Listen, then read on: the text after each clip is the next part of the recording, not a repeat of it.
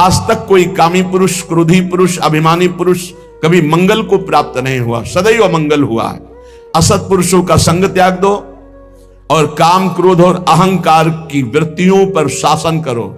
शासन वही कर सकता है जो सत्संग सुनता है, जो नाम जप करता है, उसकी बुद्धि पवित्र होती है। पवित्र बुद्धि मन पर शासन करती है, तभी काम, क्रोध और अहंकार मिटता है, विचार के द्वारा मिटता है। परम पवित्र विचारों के द्वारा अहंकार का नाश होता है, कामनाओं का नाश होता है। और क्रोध की स्वयं सत्ता नहीं है, क्रोध तो काम से प्रकट होता है। कामा संजायते क्रोधा। अगर हमारी कामनाएं भगवत मार्ग के अनुकूल हों तो कभी क्रोध आएगा ही नहीं। जब देह भाव की कामनाएं होती तभी क्रोध आता है, जब प्रतिकूलता होती तभी क्रोध आता है। इसलिए कह रहे सदैव काम, क्रोध और अहंकार को विचारों के द्वारा, पवित्र विवेक के द्वारा इसका दमन करते रहो, नहीं निश्चित ये तुम्हारा नाश कर देंगे। नैवम द्वंद्व तितिक्षमी सदपिमाम चेत सक्षमा सत्कृपौ। सर्दी, गर्मी, अनुकूलता, प्रतिकूलता, मान, अपमान, जय, पराजय, निंदा, स्तुति, ये द्वंद्व हैं, इनको सहना होगा। यदि आपको अध्यात्म की ऊंचाई पर चढ़ना है तो इनको सहना होगा। भगवान की कृपा से ये भक्तों को मिलते हैं। संसारी पुरुष तो इसी में पिस जाता है, द्वंद्वों में। ये द्वंद्व की चक्की है, चलती चक्की देख के दियो कबीरा रोए, दो पाटन के बीच में साबित रहा न कोई। ये लाभ हानि, जय पराजय, दुख सुख, मान अपमान, निंदा स्तुति, ये ऐसे माया के पाठ हैं दो, इसमें सब पिसते रहते हैं। तो बोले बचा कौन? तो चलती चक्की देख के दिया कमाल ठठाए और रहा सहारे कील के तो बाल न बाका जाए। ये द्वंदात्मक संसार चक्र जिसे चलता है वो कील है भगवान। जो भगवान की शरण में चला गया उसका बाल बांका भी ये द्वंद्व नहीं कर सकते। श्रीपाद करे नैव द्वंद्व तितिक्षमी सदमम चेतक सक्षमा सत्कृपौ। ए भाई, सर्दी, गर्मी, निंदा, स्तुति, मान, अपमान, इनको सहन कर लो। यदि इनको सहन नहीं किए तो नष्ट कर देंगे। ये तुम्हारी भावना भगवत मार्ग में नहीं चल पाएगी।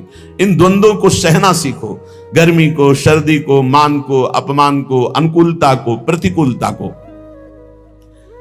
सत्कृपौ दार्यात्वम जननी वरक्षस्तदानंदा में वृंदाटवी। मुझे विश्वास है कि वृंदावन मां की तरह रक्षा करता है, इसलिए ना मैं काम क्रोध पर विजय प्राप्त कर पाया, ना मैं द्वंद्वों को सह पाया, ना मुझे धर्माधर्म का विचार है, और ना ही मैं असत पुरुषों की संगोष्ठी छोड़ पाया। पर फिर भी विश्वास है कि मैं सब तज करके वृंदावन आया हूं। पूर्व का जीवन ऐसा रहा तो भी वृंदावन मुझे क्षमा करके भगवत प्राप्ति करा देगा। अर्थात श्रीपाद कह रहे भाव है कि जिसके इतना भी विवेक नहीं कि धर्म क्या अधर्म क्या, जो गंदे लोगों का संग करता रहा है, जो कामी रहा है, क्रोधी रहा है, अहंकारी रहा है, जो हर द्वंद्वों में पिसता रहा है, वो भी यदि वृंदावन आ जाए, सत्संग सुने और रसिकों का संग करे तो वो भी भगवत प्राप्ति का अधिकारी हो जाएगा। पूज्य महामहिम श्री तुकाराम जी महाराज, श्री तुकाराम जी महाराज की बड़ी उच्च कोटि की स्थिति प्रभु श्री हरि में थी।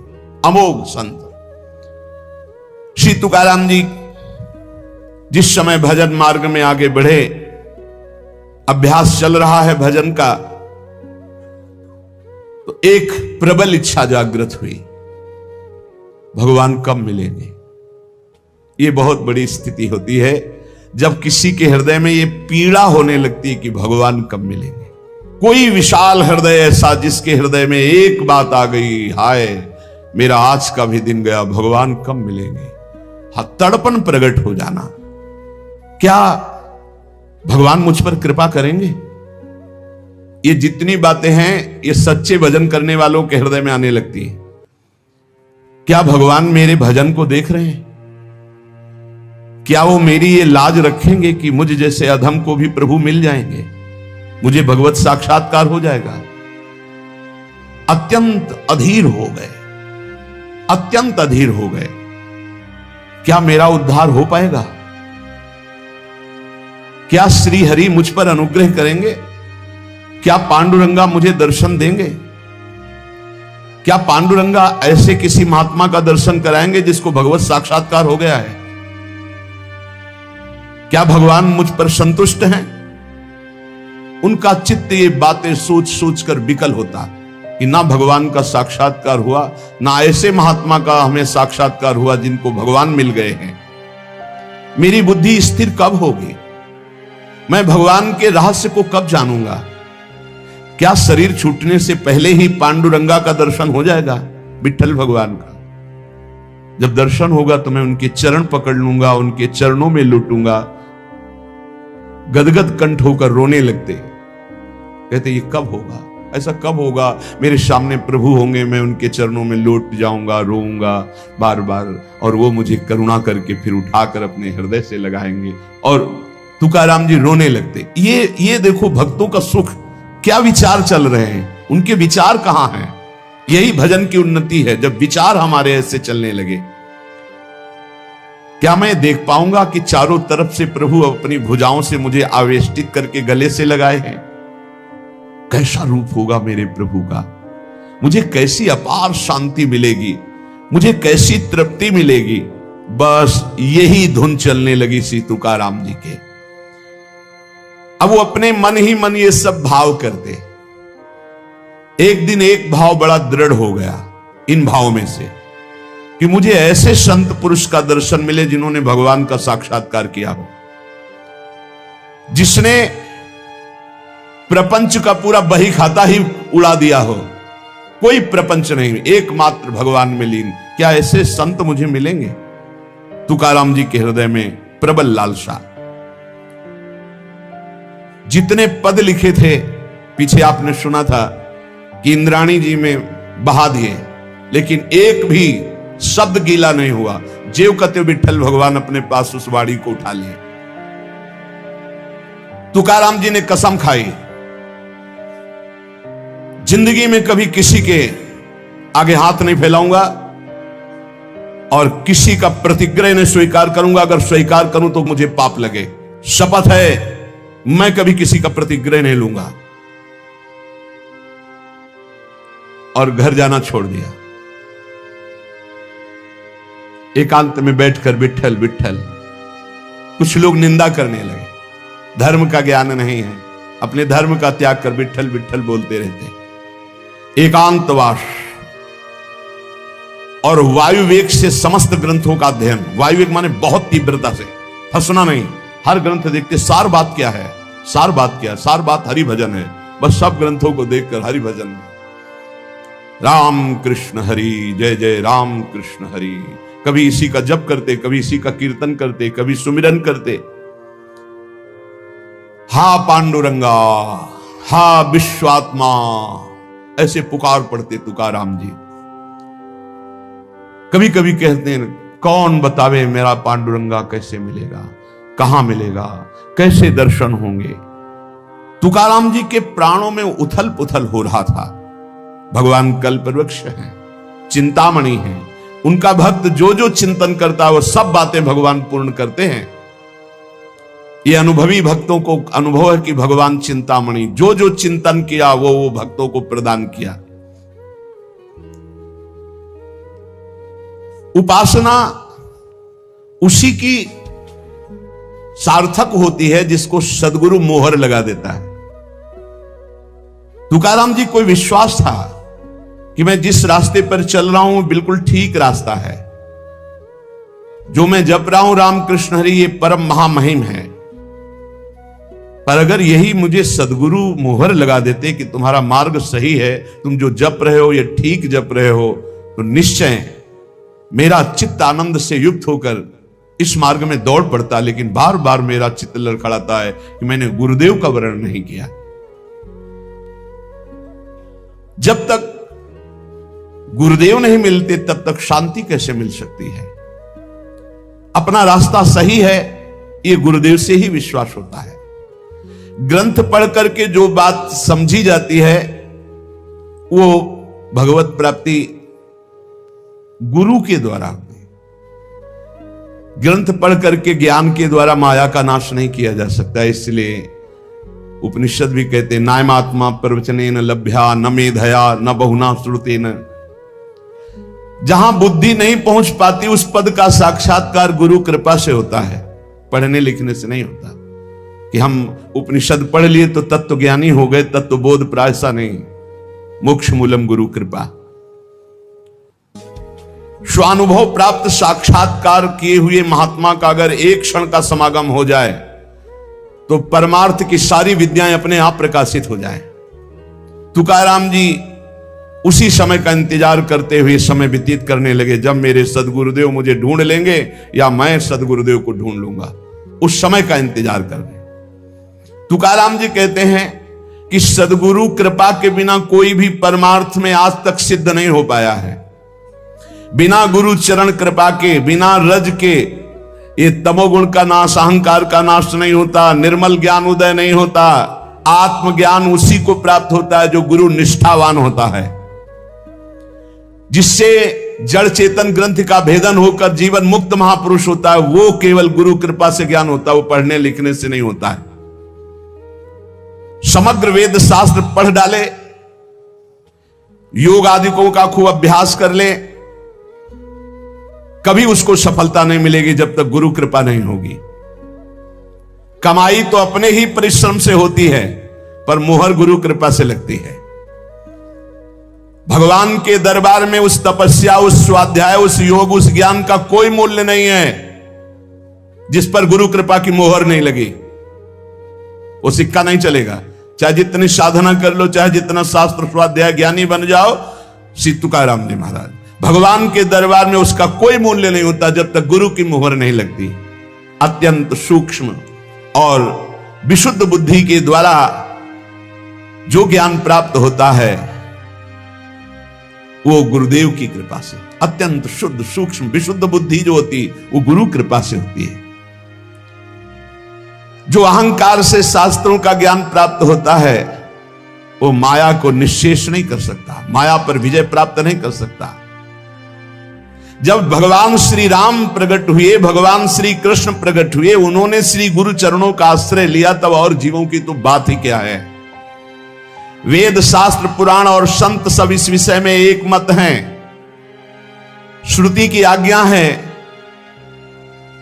शाब्दे परे च निष्णातम ब्रह्मण्युपसमाश्रयम। जो वेद शास्त्र पुराणों की व्याख्या में निपुण है और ब्रह्मनिष्ठ, जो स्वरूप का साक्षात्कार किए हुए हैं, ऐसे सदगुरु की प्राप्ति बड़ी दुर्लभ है। श्रोत्री ब्रह्मनिष्ठ, शाब्दे परे च निष्णातम ब्रह्मण्युपसमाश्रयम, जो समस्त शब्द ब्रह्म के पारगामी विद्वान और पर ब्रह्म की अनुभूति से युक्त हैं, ऐसे सदगुरुदेव की प्राप्ति अत्यंत दुर्लभ है। ऐसे सदगुरुदेव की शरण लेने के लिए गीता में भगवान कह रहे हैं, तद्विद्धि प्रणिपातेन परिप्रश्नेन सेवया, उनके सामने साष्टांग दंडवत होकर आत्मसमर्पण करके उनकी सेवा करके उनको प्रसन्न कर लो। आचार्यवान पुरुषो वेद, जिसने गुरु के चरण पकड़ लिए वो भगवान का रहस्य जान जाता है। षडंगादि वेदो मुखे शास्त्र विद्या कवित्वादि गद्यम सुपद्यम करोति गुरोरंघ्रि पद्मे मनश्चेन्न लग्नम ततः किम ततः किम ततः किम ततः किम। सब वेद पुराण शास्त्र सब याद कर लो, कंठस्थ कर लो। बहुत पद रचना में तुम्हारी प्रवेश बुद्धि है, बड़े बड़े कवित्व, बड़े बड़े पद रच लो, लेकिन गुरु चरणों में रति नहीं है। तथा किम तथा किम तथा किम तथा, तो क्या मिला क्या मिला क्या मिला, कुछ नहीं मिला, कुछ नहीं हुआ। षडंगादि वेदो मुखे शास्त्र विद्या, सब कंठस्थ है। कवित्वादि गद्यम सुपद्यम करोति, बड़े बड़े कवित्व की रचना तत्काल कर दे, पर गुरोरंघ्रि पद्मे मनश्चिन्न लग्नम, यदि गुरुदेव के चरणों में तुम्हारी लगन नहीं, गुरु कृपा तुम्हें प्राप्त नहीं है, तो ततः किम ततः किम ततः किम ततः किम, ये सब व्यर्थ हो गया, किस कार्य में आया। महद्भाग्य से भगवत प्राप्त सदगुरु का मिलन होता है। जब ऐसे मिलन होता है तो मन नाच पड़ता है और जीव को अमोघस्य निश्चित भगवत प्राप्ति होती है। यथा देवे तथा गुरु, जैसे भगवान में रति वैसे गुरुदेव के चरणों में रति होनी चाहिए। श्री तुकाराम जी कह रहे हैं, जो सदगुरु कृपा पात्र होता है सदैव तृप्त रहता है, कोई चिंता नहीं, न अपने कल्याण की न मोक्ष, मेरे गुरुदेव हैं। ऐसे अधिकारी पर गुरुदेव की विशेष कृपा बरसती, जो गुरुदेव को आराध्य देव के समान मानकर पूर्ण शरणागति से तृप्त हो चुके हैं। अब क्या परवाह, जहां गुरुदेव जाएंगे वहां मुझे जाना है। अबाध सप्त शास्त्र परिपूर्ण स्वानुभव, उत्तम प्रबोध शक्ति, दैवी दयालुता और परम शांति, ये सदगुरु के लक्षण हैं। शास्त्रों का संपूर्ण अबाध ज्ञान, स्वानुभव पूर्ण, उसका जो ज्ञान का है वो अनुभव किए हुए, उत्तम प्रबोध शक्ति, उत्तम ज्ञान शक्ति और बड़ी दयालुता, परम शांति, इस सदगुरु के बाह्य लक्षण दिखाई देते। श्री गुरु के हृदय में अपार करुणा होती है। वो महान पतित से पतित को भी गले लगाकर परमात्मा स्वरूप कर देते हैं गुरुदेव। शिष्य के भवबंधन तो उसी समय कट गए जहां भगवत प्राप्त गुरुदेव की प्राप्ति हुई। साधना तो केवल जीने के लिए है, काम तो उनका शरणागति से ही हो गया, गुरुदेव की कृपा से। जिससे सेवक जी महाराज हरिवंश महाप्रभु के लिए कहते हैं कि कटे कर्म बंधन संसारी, सुख सागर पूरी ततिभारी, विधि निषेध श्रृंखला छुड़ावें। ऐसे गुरुदेव हैं हितजू, जो इनकी शरण में आ गए, समस्त आवागमन में फंसाने वाले कर्म बंधनों को छिन्न भिन्न कर दिया, विधि निषेध का त्याग करवाकर प्रेम में डुबो दिया। गुरुदेव बड़े दयालु होते, जो भगवत प्राप्त गुरुदेव हैं। खास बात तुकाराम जी आगे सुनिएगा, इस बात की बड़ी उपेक्षा करते हैं कि जो भगवत प्राप्त नहीं है, भगवत प्राप्ति नहीं करना चाहता, ऐसे को मैं देखना भी नहीं चाहता, कोई भी हो। शिष्य के भवबंधन उसी समय कट जाते हैं जब ऐसे सिद्ध सदगुरुदेव की शरणागति मिलती है। अहंकार की छावनी उठा दी तो भगवत साक्षात्कार हो गया। अहंकार की छावनी ऐसी पड़ी हुई से गुरुदेव ही हटा सकते हैं। जो ब्रह्मानंद में, भगवदानंद में सदा मस्त रहते हैं, ऐसे गुरुदेव का आश्रय प्राप्त करना बड़ा दुर्लभ है। मात संगस्तु दुर्लभ हो, अगर प्राप्त हो जाए तो निर्वाह करना बड़ा कठिन, अगम्य हो। अगर निर्वाह कर ले गए तो अमोघस्य निश्चित भगवत प्राप्ति। गुरु प्रसाद के बिना आज तक इतिहास साक्षी है, कोई संत अध्यात्म की ऊंचाई पर नहीं चढ़ा है। एक भी कोई ऐसा संत नहीं है जो गुरु कृपा का आश्रय न लिए हुए हो और ऊंचाई पर चढ़ गया हो। वो बोलना ऊंचाई नहीं, आगे यहां देखो पीछे बोला षडांगादि वेदों मुखे शास्त्र विद्या, सब शास्त्रों का ज्ञान है, षड शास्त्रों का ज्ञान, वेदों का ज्ञान, और मुख में विद्या। आप प्रश्न करो, कवित्वादि गद्यम सुपद्यम करोति, तुरंत रचना कवित्व की कर देना सब। पर गुरु रंग पद में मनश्चिन्न लग्नम, जिसका गुरु चरणारविंद में लगन नहीं लगी, गुरु चरणों का आश्रय नहीं लिया, तथा किम तथा किम तथा किम तथा किम। सभी संतों ने जो उच्च कोटि के महापुरुष हुए, श्री सीताराम ओंकारनाथ जी को देखिए, अपने गुरु जी की पादुका लंगोटी से छाती में ऐसे बांधे रहते हैं हर साल, इतने उच्च कोटि के महापुरुष। सभी संतों ने गुरु प्रसाद का महत्व और माधुर्य बखाना है। बिना गुरु भक्ति के आनंद का अनुभव कभी नहीं हो सकता, किसी को नहीं हो सकता सच्चे आनंद का अनुभव। भगवान से मिलने की इच्छा करने वाले मुमुक्षु साधक को गुरुदेव ही वो नेत्र देते हैं जिससे भगवान का साक्षात्कार होता है। निकष कुंज ठाढ़े भय भुजा परस्पर अंश, श्री राधा वल्लभ मुख कमल निरख नयन हरिवंश। वो हरिवंश नेत्र होते हैं जिनसे प्रियालाल का वो वही देते हैं। गुरु शिष्य का संबंध बड़ा परम पावन अमृत संबंध है। ये मृत संबंध नहीं, मृत संबंध जैसे माता पिता का, भाई बहन का, दोस्त का, ये नाना प्रकार के सब मृत संबंध हैं, लेकिन गुरु का अमृत संबंध है। श्रद्धा, नम्रता, शरणागति, सेवा, आदर, इनके द्वारा शिष्य अपने गुरु के मन को अपनी तरफ खींच लेता है। श्रद्धा, नम्रता, शरणागति, सेवा, आदर, भाव, इनके द्वारा शिष्य गुरु के मन को अपनी तरफ आकर्षित करता है। और जो ही गुरु का मन आकर्षित शिष्य की तरफ हुआ कि आध्यात्मिक उन्नति उसकी प्रारंभ हो जाती है गुरु कृपा कटाक्ष से। विशेष ध्यान रखने की बात यहां तुकाराम जी कह रहे हैं कि ये गुरु शिष्य का नाता सांसारिक नाता नहीं है, ये भागवतिक संबंध है, ये प्रेम नाता है। यहां प्रचंड अध्यात्म शक्ति संपन्न महात्मा को गुरु माना गया है, प्रचंड अध्यात्म शक्ति संपन्न, स्वानुभूति ज्ञान की चरम सीमा में पहुंचा हुआ। स्वानुभूति ग्रंथों से नहीं प्राप्त होती, पृथ्वी का पर्यटन कर डालो, बहुत ध्यान से सुनना श्री तुकाराम जी की वाणी। ये स्वानुभूति ग्रंथों से नहीं प्राप्त होती। पूरी पृथ्वी की परिक्रमा कर डालो, सारी भूमि को चरणों से नाप डालो, हिमालय, काकेशय, आल्पस, इन बड़े बड़े पर्वतों को लांघ जाओ, समुद्र की गहराई ले लो, तिब्बत देश देख लो, एक एक जंगल छान डालो, स्वानुभव यथार्थ धर्म के रहस्य को छान डालो, पर बिना गुरु कृपा के त्रिकाल में तुम माया मुक्त नहीं हो सकते। ये असंभव कार्य भले संभव कर लो, लेकिन बिना गुरु कृपा के तुम माया मुक्त नहीं हो सकते। इसलिए जब किसी पर भगवान की कृपा का उदय होता है तो गुरु के लिए तड़पने लगता है कि मुझे ऐसे भगवत साक्षात्कार किए हुए सदगुरु मिले। सर्वांतःकरण से श्री गुरुदेव की शरण जिसने ली, ऐसा समझ लो कि परब्रह्म की साक्षात प्राप्ति हो गई। गुरु साक्षात परब्रह्म तस्मै श्री गुरुवे नमः। बस जरूरत है ऐसे गुरुदेव के बच्चा बन जाने की। जैसे बालक अबोध होता है तो मां को चिंता होती है कि कब दूध पिलाना है, कब उसको भोजन पवाना है। बालक थोड़ा विवेकी हो गया, अब उसको चिल्लाना पड़ेगा कि मुझे भोजन दो, भूख लगी है। बोले अबोध बच्चा की तरह बन जाओ, गुरु अपने आप देने लगेंगे, अब इसको क्या देना है, अब इसको क्या देना है। बालक अनन्य भाव से जैसे मां के अधीन रहता है, ऐसे शिष्य को गुरु के अधीन रहना चाहिए। तुम धन्य हो जाओगे। तुकाराम जी कहते हैं मेरी बात मान लो। ऐसे परम प्रेम और आदर के साथ जो श्री सदगुरुदेव भगवान की शरण होता है तो सच्चिदानंद भगवान प्रसन्न होकर पराभक्ति और अध्यात्म का अलौकिक खजाना उस शिष्य के हृदय में खोल देते हैं। तुकाराम जी कह रहे हैं कि मैं ऊपर ऊपर बनावटी गुरुओं से प्रेम नहीं करता।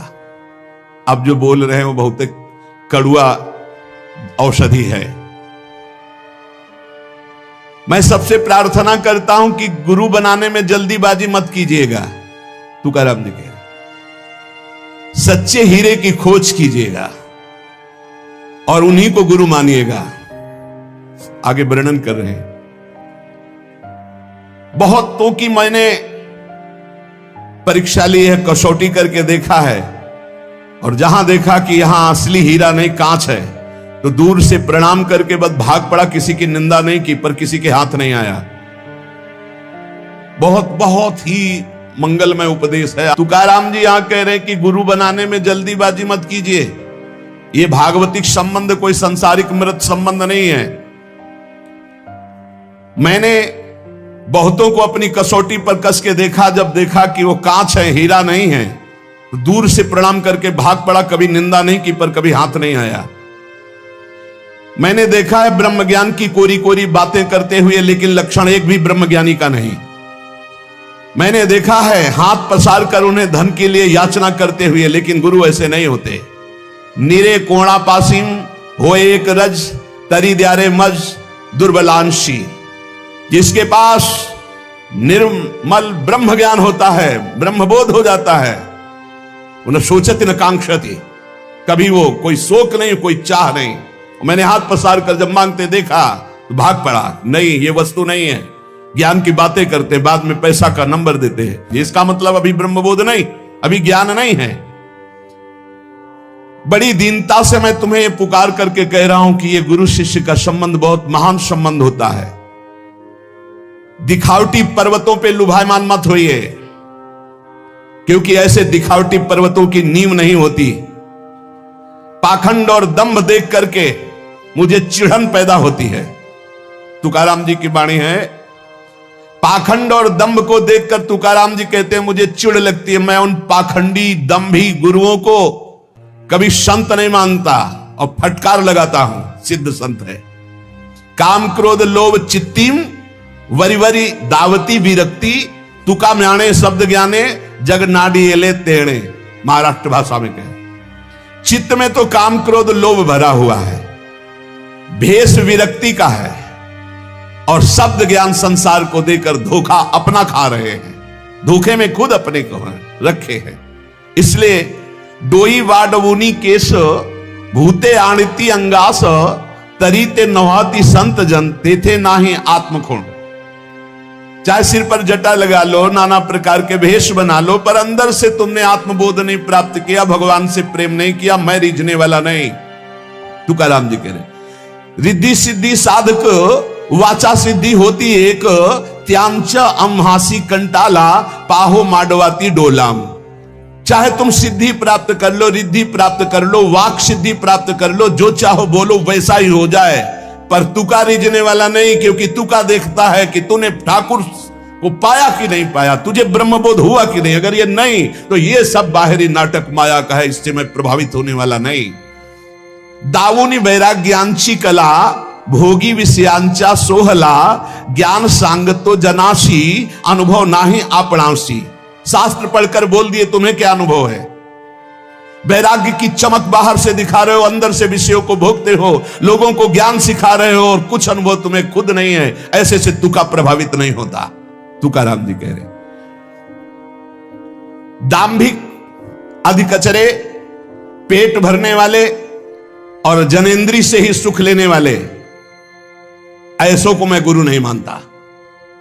तुकाराम जी कह रहे दाम्भिक, दंभ करने वाले, अधकचरे, और इसमें जो शब्द लिखा है उस पेटू अर्थात केवल रसेंद्री को पूर्ण और जनेंद्री को सुख देने की शब्द लिखा है, हम इनको कौड़ी के बराबर भी नहीं समझते।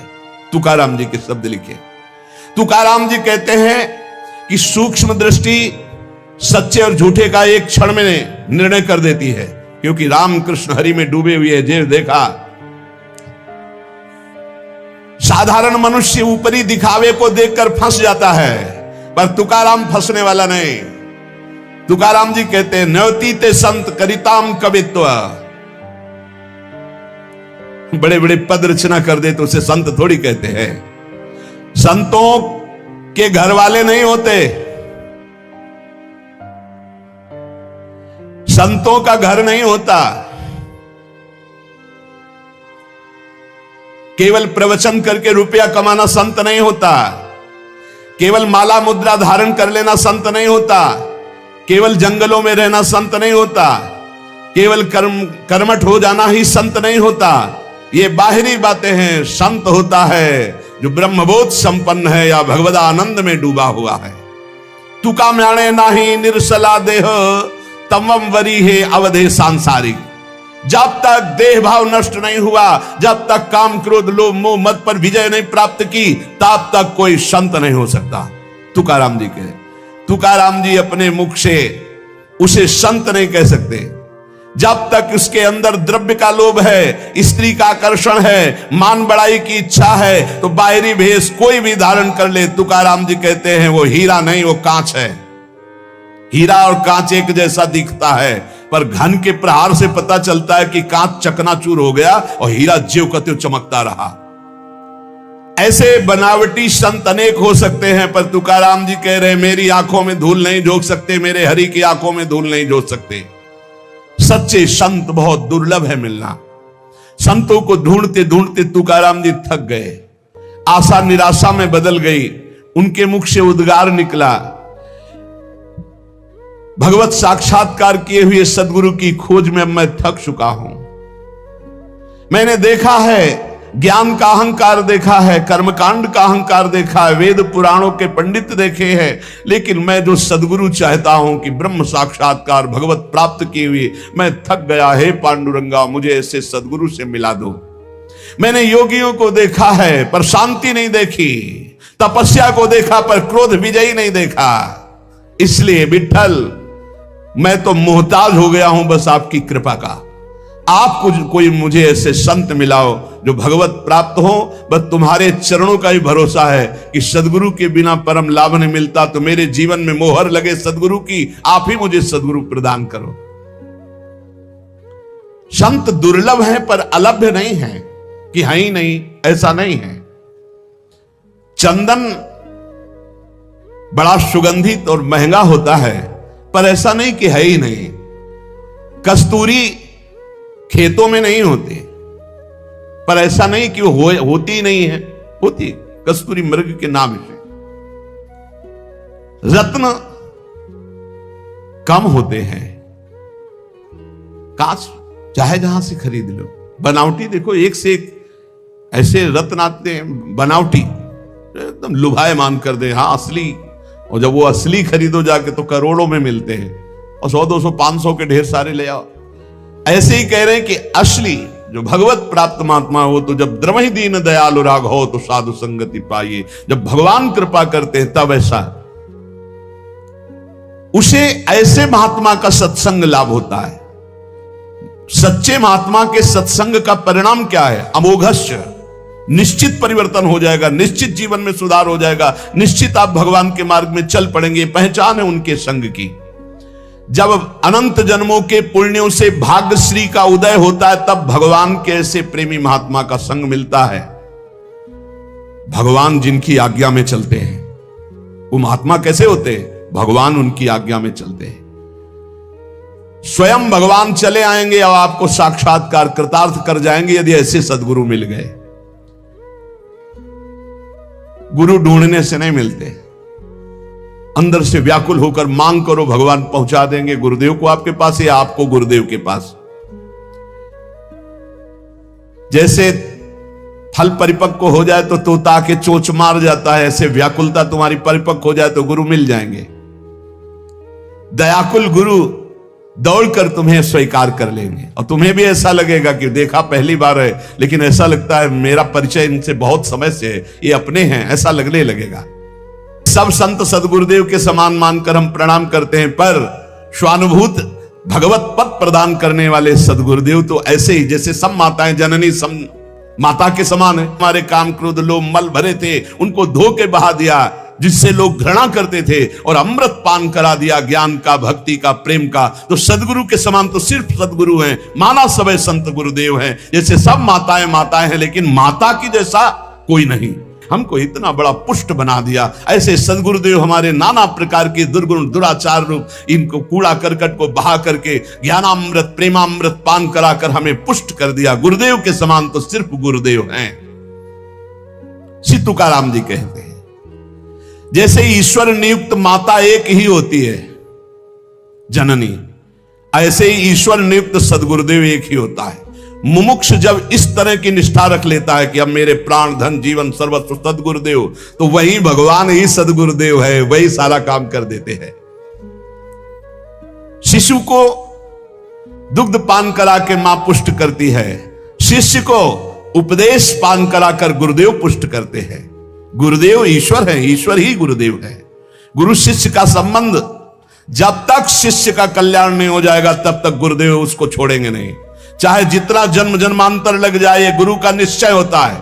अगर शिष्य में थोड़ी चूक रह गई तो फिर जन्म लो, फिर गुरुदेव दूसरे रूप में आकर मिलेंगे, तुम्हारा उद्धार करेंगे, कभी छोड़ने वाले नहीं। तुकाराम जी बहुत व्याकुल की कोई भगवत साक्षात्कार महापुरुष हमें मिले और हमारे जीवन में मोहर लगा दे। बाहरी व्याकुलता हुई तो स्वप्न एक आया। ऐसे एक स्वप्न होता है जो नींद में आता है, और एक होता है जो तंद्रा में होता है। न नींद होती है, न जागृत अवस्था होती, चेतना होती है। ऐसे महापुरुषों का आगमन जो होता है तो वो देखा है कि ऐसी स्थिति होती है कि बाह्य चिंतन नहीं, बगैर चेतना पूरी है, ना हम सो रहे हैं ना हम जग रहे हैं, और उन महापुरुष का सानिध्य प्राप्त होता है। ऐसे ही इन्होंने इंद्राणी स्नान करने के उद्देश्य से जा रहे थे, ऐसी स्थिति हुई और देखा इनके गुरुदेव भगवान जिनके लिए तड़प रहे थे प्रकाशित हो गए। प्रकाशित होकर के कहा कि तुमको जो चाहिए था वो अभी देता हूं। मस्तक पर हाथ रखा और कहा बोलो राम कृष्ण हरि। अभी तक वही बोल रहे थे, संशय नहीं हुआ। आज मोहर लग गई, जो मैं जप रहा था मेरे गुरुदेव ने वही दे दिया, राम कृष्ण हरि। कहा सुनो, गुरुदक्षिणा में 1 पाव घी दे देना। इनको तो इतना अपार आनंद मिल रहा है, वरद हस्त मस्तक पर रखा हुआ है, और गुरुदेव जो आज तक जपता रहा वही दिए, राम कृष्ण हरि। और दे देते तो काफी समय अभ्यास में लगता, क्योंकि पूर्वाभ्यास चलता है। सदगुरुदेव जी ने तुकाराम पर अनुग्रह किया और राम कृष्ण हरि मंत्र प्रदान किया। गुरुदेव ने मस्तक पर हाथ रखा, जे भी हाथ रखा तो सामने पांडुरंगा भगवान विठल। ये या गुण साधन ते नहीं हुई, तुम्हारी कृपा पाओ को। ये भगवान की प्रेमी जन कृपा कर दे तो जन्म जन्मांतर जो साधना करने पर भी नहीं बनता, क्षण में बन जाए, क्षण में। सदगुरुदेव ने कहा दक्षिणा में 1 पाव घी। तुकाराम जी अब उस समय जड़ अवस्था, एकदम शरीर की हिल नहीं सकते। सदगुरुदेव ने बताया कि तुम जानना चाहते हो मैं कौन हूं, तो राघव चैतन्य केशव चैतन्य महापुरुषों की परंपरा का मैं हूं। मेरा नाम बाबा चैतन्य देव है। बाबा चैतन्य बड़े दिव्य महापुरुष। जिस दिन दीक्षा मिली वो शुक्ल दशमी गुरुवार का दिन था। सदगुरु गुरुवार के दिन आकर के स्वीकार किए। तुकाराम जी कहते हैं, कितने कृपालु गुरु, मेरे मंत्र को, मेरे मन के भाव को जानकर वैसा ही मुझे मार्ग बताया।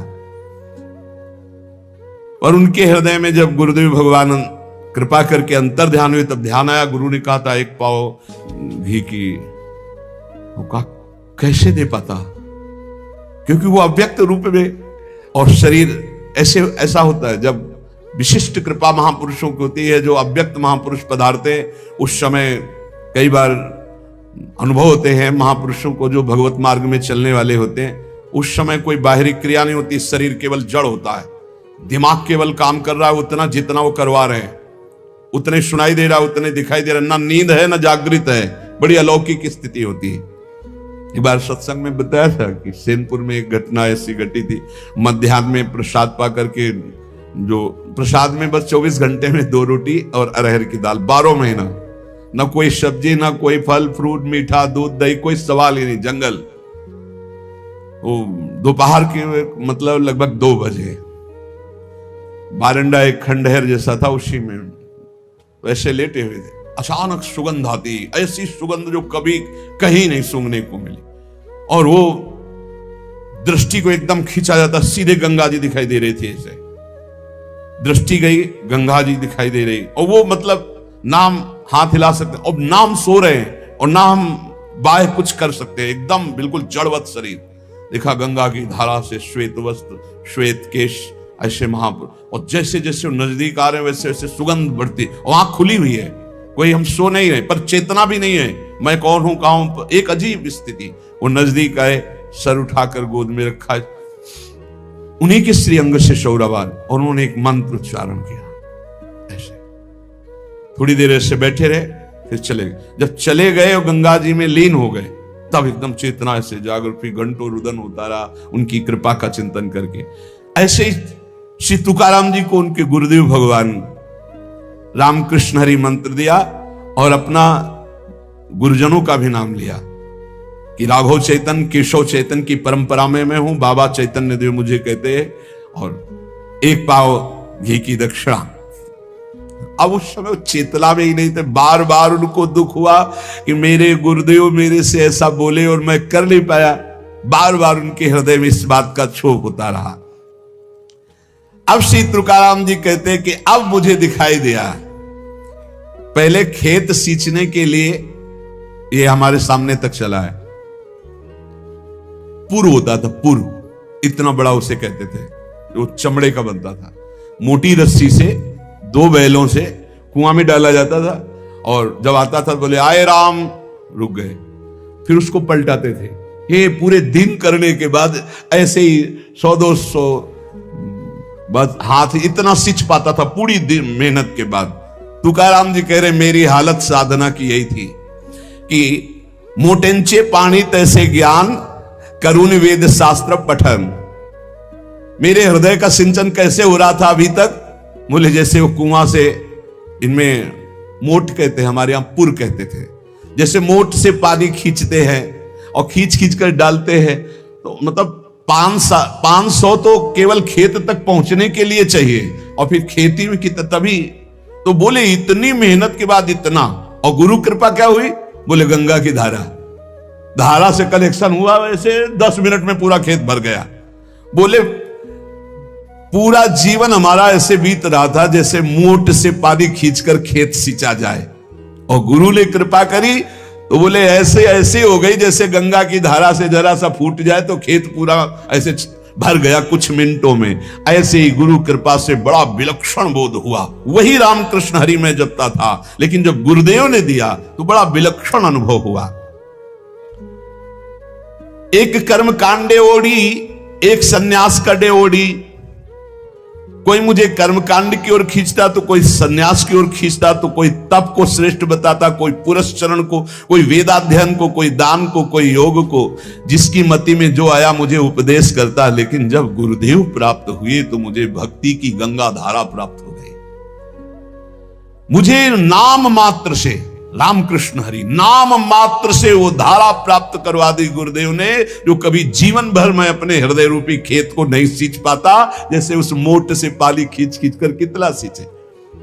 अरे बड़ी मेहनत का विषय था, बहुत मेहनत का विषय था। अब दूसरे दिन फिर 50-100 पहले मोट पानी ढरकावे, तब नाली वो गीली हुई, फिर उससे जाकर धीरे धीरे सींचती थी। बड़ा, तभी तो लोग सुविधा नहीं थी तो कह रहे हैं कि बिना गुरु के कैसे? बोले जैसे मोट से पानी खींच करके खेत को सींचा जाए, और गुरु की कृपा बोले जैसे गंगा की धारा से ऐसे जरा करो खेत लबालब भर गया, ऐसे गुरु कृपा से हृदय लबालब आनंद से भर गया। गंगा प्रवाह जैसे छाप छाप ऐसी आवाजें गंगा जी की रात दिन चलती वही पास ही रहे। बोले ऐसे नाम की गड़गड़ाहट हृदय में गुरु कृपा से गंगा की धारा की तरह अविरल चल पड़ी। राम कृष्ण हरि, राम कृष्ण हरि, इससे बढ़कर कोई मार्ग नहीं। ये तुका का अनुभव, तुकाराम जी कह रहे तुका का अनुभव, न इससे बढ़कर कर्म मार्ग, न संन्यास मार्ग, न तपस्या, न पुरस्चरण, न वेदाध्ययन, न दान, न योग। क्या निरंतर नाम रूपी गंगा चल पड़ी हृदय में, निरंतर नाम। तो तुकाराम जी से प्रश्न किया कि जब ऐसा सर्वश्रेष्ठ आनंद का मार्ग है नाम जप, भगवान की भक्ति, तो सब क्यों नहीं करते, क्यों इधर उधर भटक जाते हैं? तो बोले ये कोटि जन्मों के जब पुण्यों की संपत्ति एकत्रित होती है, तब ऐसे संतों का मिलन होता है, और फिर ऐसे संतों की सेवा, उनके अनुगत होने से ये प्रेम लक्षणा भक्ति रूपी गंगा हृदय में जागृत होती। नाम पर विश्वास कर लो, सब कुछ मिल जाएगा। नाम पर विश्वास, सब भगवान के नामों में समान सामर्थ्य है। तुम्हें जो प्रिय लगे खूब नाम जप करो, लेकिन बात बनेगी जो गुरुदेव के मुख से निकला हुआ नाम मिला है।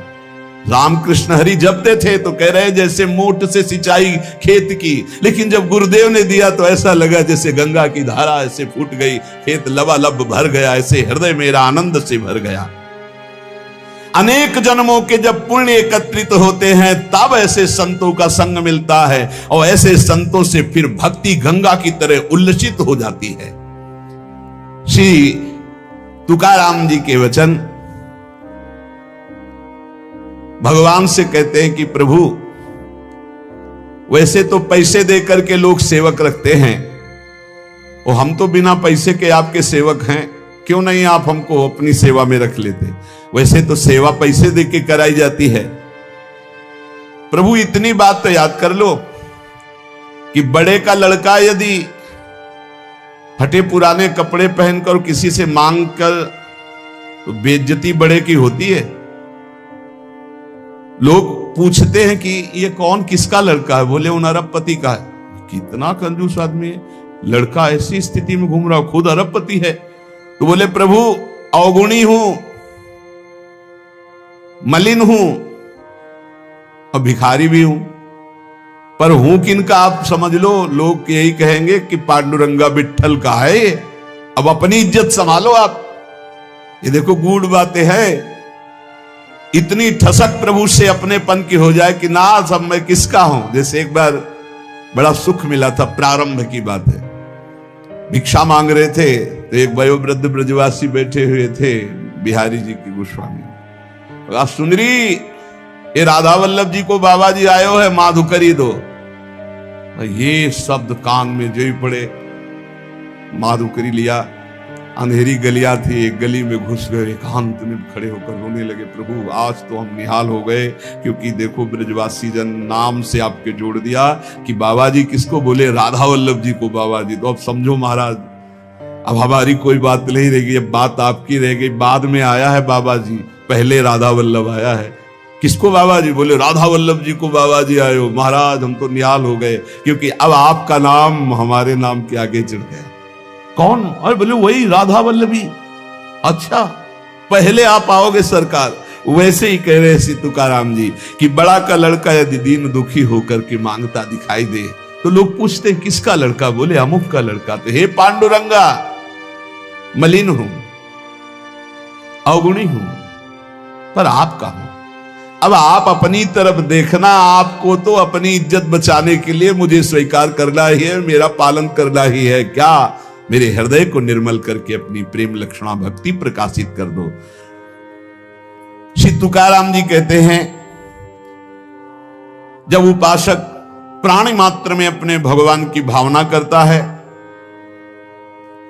और सबको सुख पहुंचाने की, सुख देवे को चाव चित सब सोहित निष्काम, उसी समय उसके हृदय में भगवत प्राप्ति की लालसा जागृत होती है। ध्यान रखना, सबको सुख देने की भावना, सब में भगवत भावना, तो इस भावना के बल से उसके हृदय में भावना जागृत हो जाती कि मैं भावना तो कर रहा हूं कि सब में प्रभु हैं, लेकिन वो प्रभु कभी मेरे नेत्र गोचर तो हुए नहीं, मैंने देखा तो कब देखूंगा, कब व्याकुलता ऐसी आएगी।